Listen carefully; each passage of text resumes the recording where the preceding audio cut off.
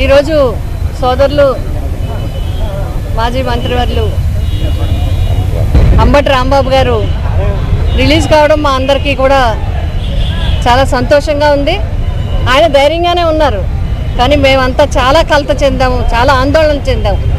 అన్యాయంగా, చాలా అన్యాయంగా అక్రమ కేసులన్నీ పెట్టి ఎవరైతే దాడి చేశారో వాళ్ళని బయట వదిలి, ఎవరైతే బాధితులు ఉన్నారో వాళ్ళని లోపల పెట్టి ఏమి విధానం నడుస్తుంది, ఏమి ల్యాండ్ ఆర్డర్ నడుస్తుంది అనేది రాష్ట్ర ప్రజలందరికీ కూడా అవగతమైంది.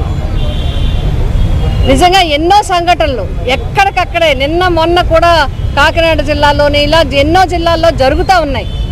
కానీ ఆయన ఎంతో హోందాగా, రాంబాబు గారు కూడా చాలా హోందాగా ఆయన ఆ రోజు ఆయన వ్యవహరించిన శైలిని చూస్తే, మర్యాదగా గౌరవంగా పోలీసు వారికి విజ్ఞప్తి చేస్తే దాన్ని పట్టించుకోకుండా కర్రలు, రాడ్లు, ఆయుధాలు పట్టుకువచ్చిన వాళ్ళని కాపలా కాసే పరిస్థితులు ఈ రాష్ట్రంలో ఉంటే సామాన్య ప్రజలకి ఇంకా రక్షణ ఏముంటుంది?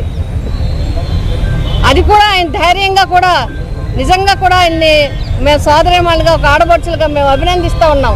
ఎందుకంటే ఎప్పుడైనా పరిస్థితుల రీత్యా ఏదన్నా ఒక మాట మాట్లాడినా క్షమించమని అడగడం అనేది చాలా గొప్ప విషయం. ఆ విషయాన్ని ఆయన చెప్పినప్పటికీ కూడా ఇంటి నిండా దాడి చేసి, ఇంటి నిండా ఇల్లంతా తగలపెట్టే పరిస్థితులు, ఇల్లు మీద దాడి చేసి కుటుంబ సభ్యులందరినీ ఇబ్బంది పట్టే పరిస్థితులు ఆ రోజు జరగడం చూస్తే రాష్ట్ర ప్రజలందరూ కూడా ఏం జరుగుతుంది ఈ రాష్ట్రంలో అని చెప్పి, సాక్షాత్తు కేంద్ర ప్రభుత్వమే ఆంధ్రప్రదేశ్, ఏపీ అంటే ఆల్ఫాబెటికల్లో ఫస్ట్ ఉండేది, ల్యాండ్ ఆర్డర్లో లాస్ట్లో ఉందని చెప్పినప్పటికీ కూడా ఒక్క సమావేశం కూడా, ఇక్కడే మా మాజీ హోంమంత్రి గారు కూడా ఉన్నారు, ఒక్క సమావేశం పెట్టారా మీరు? ప్రజల్ని కాపాడే విషయం ఉందా? ఇవన్నీ కూడా చూస్తూ ఉంటే రాష్ట్రంలో పరిస్థితులు, శాంతి భద్రతల పరిస్థితులు ఏమున్నాయనేది మనకు అర్థమవుతూ ఉంది. ఏది ఏమైనప్పటికీ కూడా చాలా కేసులు పెట్టి ఇప్పటికీ కూడా మేము వస్తుంటే కూడా కొంతమంది ఫోన్లు రాంగ్ కాల్స్ చేసి, అబ్బాయి మీరు ఎక్కడికి వెళ్తున్నారు, రాజమండ్రి ఎందుకు వెళ్తున్నారు, మళ్ళీ ఆయన లోపల పెట్టుకుంటారు ఇంకో కేసు మీద అని చెప్పి కూడా మాకు రాజానగరం దగ్గర కూడా ఫోన్లు చేసిన పరిస్థితులు ఉన్నాయి. అంటే ఇంత అన్యాయంగా కేసులు పెట్టి అన్యాయంగా అంబటి రాంబాబు గారిని మరి లోపల వేయాలని, లేదా జగన్మోహన్ రెడ్డి గారిని మరి ఇబ్బందులు పెట్టాలని చూస్తున్నారు.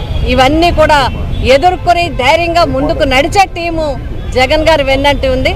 అంబటి రాంబాబు గారు కూడా ధైర్యంగా, నేను ఏదైనా సరే నేను ధైర్యంగా ఎదుర్కొంటానని చెప్పి ఆయన ఎక్కడ ఒక్క మాటలో ఎక్కడా కూడా ఆయన చూస్తుంటేనే తెలుస్తుంది ధైర్యం.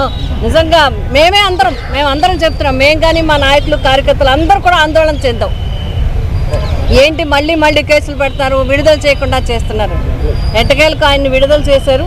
మా అందరి తరఫున కూడా మీకు హృదయపూర్వకంగా నమస్కారాలు తెలియజేస్తున్నాను.